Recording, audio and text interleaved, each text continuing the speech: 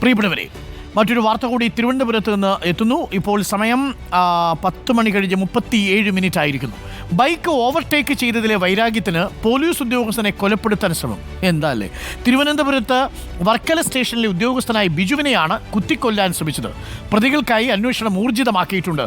സുനിഷ അയ്യല്ലൂർ ചേരുന്നു കൂടുതൽ വിവരങ്ങളുമായി. Sunisha Ayyallur, very good morning. എന്തൊക്കെയാണ് സുനിഷ ഈ കേൾക്കുന്നത്?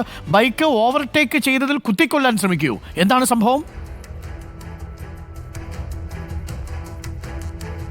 Arun, very good morning. അത്തരത്തിലുള്ളൊരു വാർത്തയാണ് ഏതായാലും നമുക്ക് നൽകാൻ കഴിയുന്നത്. അതായത് കഴിഞ്ഞ ശനിയാഴ്ചയായിരുന്നു ഈ വർക്കല സ്റ്റേഷനിലെ ഉദ്യോഗസ്ഥരായ ബിജു രാത്രി വീട്ടിലേക്ക് മടങ്ങുന്നത്. പിന്നാലെ തന്നെ മുന്നിലൊരു ബൈക്ക് ഉണ്ടായിരുന്നു. ഈ ബൈക്കിനെ ഓവർടേക്ക് ചെയ്യുകയും ചെയ്തിരുന്നു. പക്ഷേ ഈ രണ്ടംഗ സംഘം സഞ്ചരിച്ച ഈ ബൈക്കിൽ പിന്നീട് ഈ ബിജുവിനെ പിന്തുടർന്നെത്തിക്കൊണ്ട് ഇയാളെ ആക്രമിക്കുകയായിരുന്നു എന്നതാണ് ലഭിക്കുന്ന വിവരം. ഇവരുടെ കയ്യിൽ കത്തി ഉണ്ടായിരുന്നു. പിന്നാലെ തന്നെ കുത്തിക്കൊല്ലാനുള്ള ശ്രമം നടത്തുകയായിരുന്നു എന്നതാണ് ആ പോലീസ് ഉദ്യോഗസ്ഥർ പറയുന്നത്.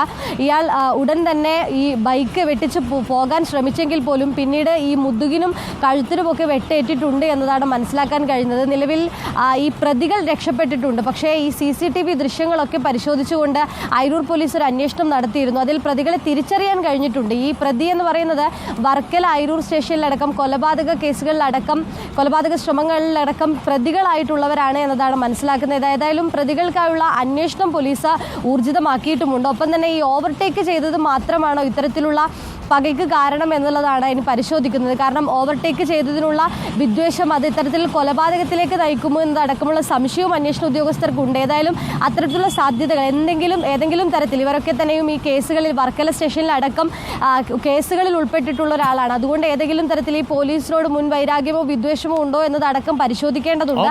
അത്തരത്തിലുള്ള കാര്യങ്ങളും നിലവിൽ പരിശോധിക്കുന്നുണ്ട്. ഏതായാലും ഈ പ്രതികൾക്കായുള്ള അന്വേഷണം ഊർജിതമാക്കിയിരിക്കുകയാണ് അയിരൂർ പോലീസ്. സുനിഷ അയ്യല്ലൂരാണ് നമുക്കൊപ്പം ചേർന്നത്. എന്താ അല്ലേ, ഇനി മനുഷ്യരെയൊക്കെ ഓവർടേക്ക് ചെയ്യുമ്പോൾ നമ്മളൊന്ന് സൂക്ഷിക്കണം അല്ലേ? കൊല്ലരുത്, ഒന്ന് പൊക്കോട്ടെ എന്ന് ചോദിച്ചാൽ മതി.